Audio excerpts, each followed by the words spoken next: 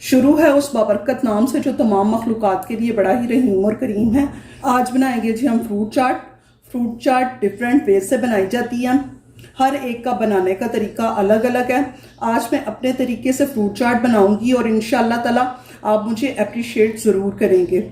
इसके लिए चाहिए मुझे banana, grapes, pomegranate, guava, pear, kiwi, mango, strawberry, apple, tutti frutti, avocado, raisin, date, almond, pistachio, yogurt. Start करते हैं बनाना। अब बनाएंगे हम फ्रूट चाट के लिए चटनी, जिसके लिए चाहिए मुझे ड्राइड एप्रिकॉट यानी खुश्क खुबानियाँ। इसमें वाटर ऐड कर लेंगे। वाटर ऐड करने के बाद स्टोव को ऑन कर देंगे। मैं इसे लिड से कवर कर दूंगी और खुबानियों को पकने दूंगी जब तक ये सॉफ्ट नहीं हो जाती। इनमें स्पाइसेस अभी ऐड नहीं करूंगी, वो मैं आपको रीज़न बताती हूँ क्यों स्पाइसेस मुझे ऐड नहीं करने। अगर स्पाइसेस को इसमें पहले ही ऐड कर दिया जाए तो चटनी का कलर थोड़ा सा डार्क हो जाता है। मुझे आज थोड़ी सी लाइट चटनी चाहिए क्योंकि मुझे फ्रूट चाट के लिए चटनी बनानी है। बाज़ार में जो भी चटनी बनती है उसमें कॉर्न स्टार्च यानी कॉर्न फ्लोर ऐड होता है, बट मैं घर में जो चटनी बनाती हूँ उसमें ये मैं ऐड नहीं करती।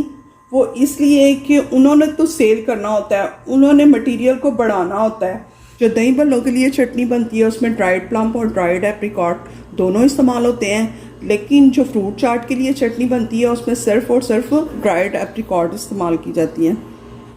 खुबानियाँ नरम हो गई हैं, अब हम इन्हें निकाल लेंगे। इसमें जाएगा 1/2 टेबल स्पून नमक, 1 teaspoon red chilli powder, 1.5 cup sugar,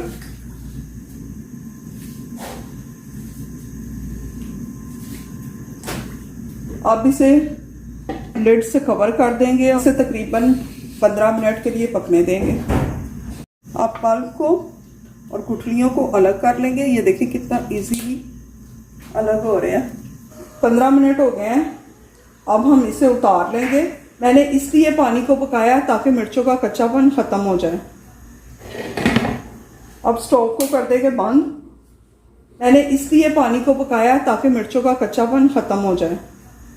ठंडा होने देंगे।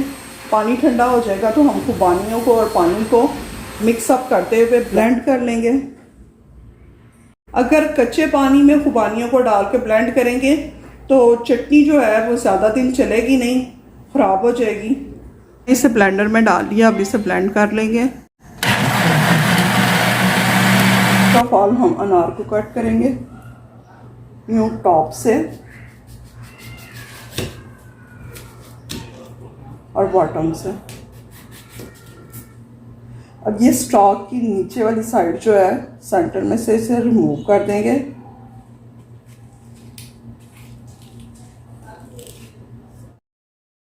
वाइट वाल को देखते हुए इसे कट कर लेंगे।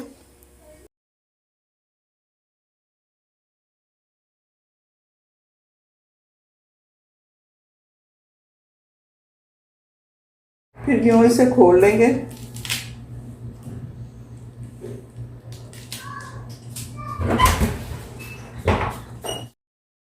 वाइट वाल को रिमूव कर देंगे।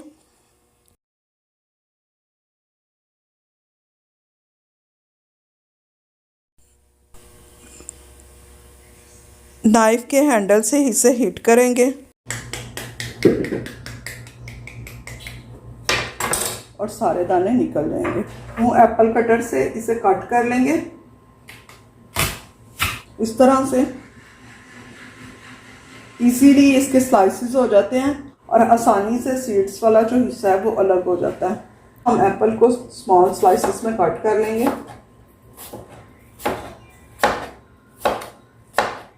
ईयर के सीड्स को फ्रूट को रिमूवर से रिमूव कर देंगे।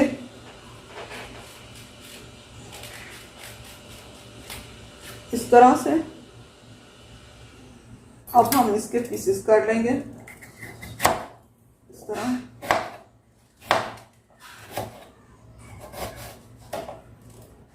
इस तरह से छोटे छोटे छोटे स्लाइसेस में इसे कट कर लेंगे।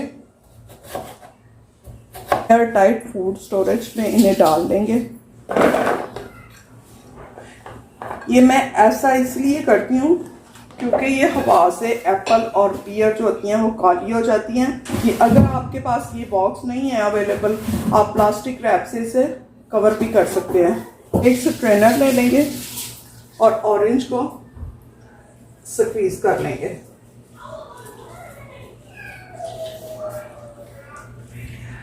इससे ये सीड्स जो हैं इसके स्ट्रेनर में ही रह जाएंगे। अब जाएगी इसमें हाफ कप शुगर। मैं बाकी के फ्रूट काट कर लूँ, फिर मैं आपको दिखाती हूँ कि ये बिल्कुल भी काले नहीं होंगे। गुआवा की कटिंग कर लेते हैं। इसी तरह इसको सेंटर में से कट कर लेंगे, इस तरह इस तरह।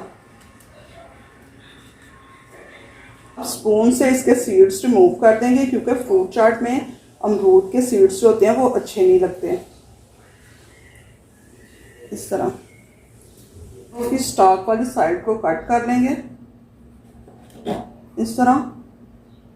यूं मैंगो को कट करेंगे ऐसे। अब यूं इसे कट करेंगे।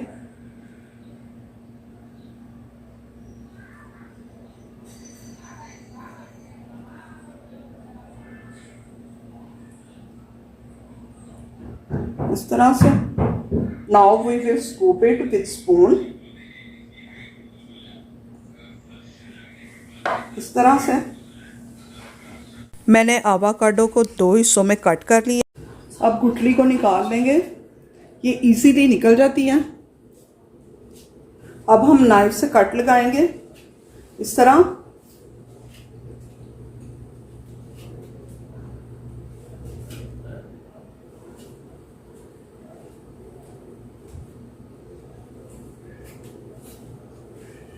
स्पून से इसे स्कूप कर लेंगे इस तरह से। देखिए इजीली ये निकल आया। कीवी फ्रूट को टॉप से और बॉटम से कट कर लेंगे। अब इस तरह हम इसे इसके पील को रिमूव कर लेंगे। हम इसे स्लाइसर से कट कर लेंगे इस तरह। ये देखें कितना नाइस कट हुआ है इस तरह से। स्लाइसेस हैं, इनको छोटा कर लेते हैं। ये बाहर है। अब हम स्ट्रॉबेरी कट कर लेते हैं इस तरह। इसके स्टॉक को रिमूव कर देंगे। अब इसे सेंटर में से कट कर लेंगे।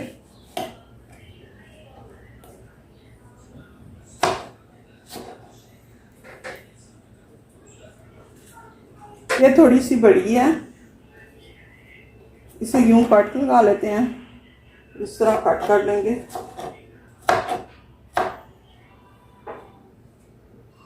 इस तरह हम ग्रेप्स को रखेंगे और इजीली कट कर लेंगे। ये बड़े बड़े ग्रेप्स होते हैं, देखिए कितने अच्छे से कट होते हैं ना। ये बनाना को इस तरह इसमें रखा इस तरह, ये देखें इससे कितने प्यारे स्लाइसेस कट होते हैं।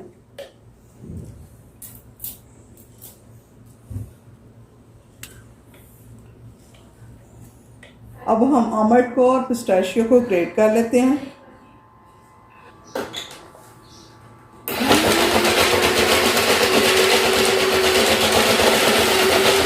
मैंने आमंड को और पिस्ताशियो को कट कर लिया और सैलेड मेकर से इनकी बहुत अच्छी कटिंग हो जाती है। ये देखें इस तरह से। ब्रेड को भी हम इसी स्लाइसर से कट कर लेते हैं।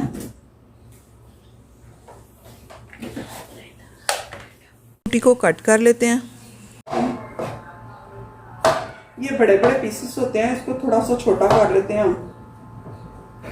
इसी तरह ग्रीन टूटी फ्रूटी को भी कट कर लेंगे।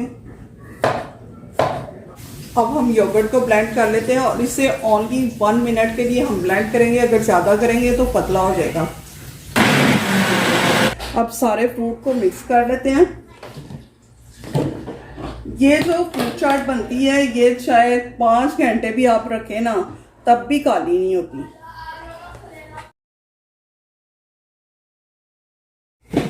अच्छे से इसको मिक्स कर लेते हैं और सर्विंग डिश में निकाल लेते हैं। अब हम इसमें किशमिश को ऐड कर लेंगे। इस तरह फ्रूट चाट हमारी रेडी हो चुकी है और मैंने इसे सर्विंग डिश में निकाल लिया। आपको यहाँ पर एक बात बताना चाह रही हूँ कि अभी इसमें ना ही मैं योगर्ट, ना ही चटनी और ना ही चाट मसाला, हम ये जब इसे सर्व करेंगे तब सारा कुछ डालेंगे। Our plate is ready to eat. अगर आपको मेरी ये रेसिपी पसंद आए तो प्लीज़ इसे लाइक कीजिए, शेयर कीजिए। मुझे दीजिए इजाज़त। अल्लाह हाफ़िज़।